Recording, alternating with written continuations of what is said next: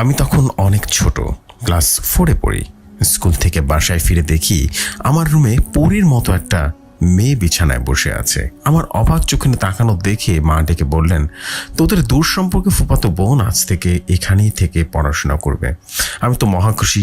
তো আমি বড় আপু আর ওই আপু এক রুমেই থাকতাম। এর কিছুদিন পর আমার আপুর বিয়ে হয়ে যায়। আমরা দুজন থাকতাম। তখন আমাদের টিভি ছিল না। আমরা 10টার মধ্যে শুয়ে পড়তাম। তো একদিন লেখাপড়া ও খাওয়া দাওয়া শেষ করে ঘুমিয়ে পড়েছি। মাঝরাতে হঠাৎ কেমন যেন একটা আওয়াজে আমার ঘুম ভেঙে গেল। আমি চোখ খুলে দেখি আপুটা এলোমেলো চুলে বসে কি যেন কচকচ করে চিবাচ্ছে। আমি আপুকে ডাকলাম, আপু, অন্ধকারে কি চিবুচ্ছেন? আপু আমার দিকে একটু ঘুরে আবার চিবাতে লাগলো। ডিম লাইটের আলোয় ভালোভাবেই দেখতে পাচ্ছিলাম না।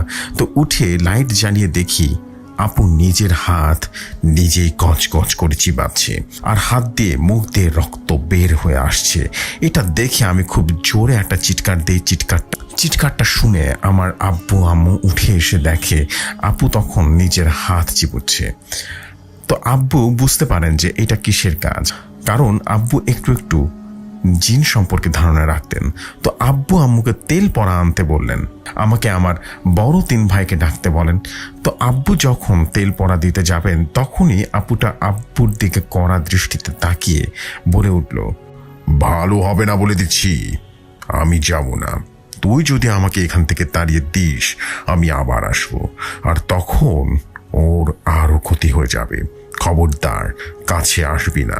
আব্বু আমার 3 ভাইকে আপুর 3 হাত পা শক্ত করে বিছানায় চেপে ধরতে বলে।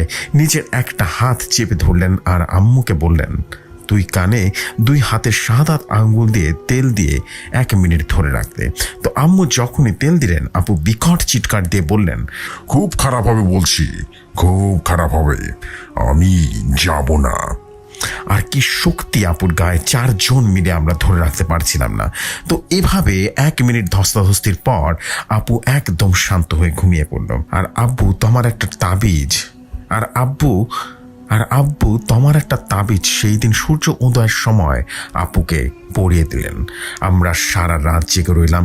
সকালে আপু উঠলে আব্বু জানতে চাইলেন কবে থেকে এই সমস্যা। তো আপু বললেন, তিনি যখন খুব ছোট তখন মেহেদি হাতে নিয়ে দুপুরবেলা ঠিক আজানের সময় বাড়ির পাশে হলুদের খেতে যেয়ে বসে থাকে, কারণ তখন গরমকাল ছিল। তো সে প্রায় ওখানে হাওয়া খেতে যেত। হঠাৎ একটা গরম বাতাস এসে তার গায়ে লাগলো, আর তার মনে হলো তার দেহটা খুব ভারী হয়ে এসেছে। তখন নাকি আপুর মনে হচ্ছিল কাঁধের উপর কে একজন বসে পড়েছে তার। এরপর আপু জ্ঞান হারিয়ে ফেলে। যখন তার জ্ঞান ফিরে তখন প্রচণ্ড জ্বর আসে।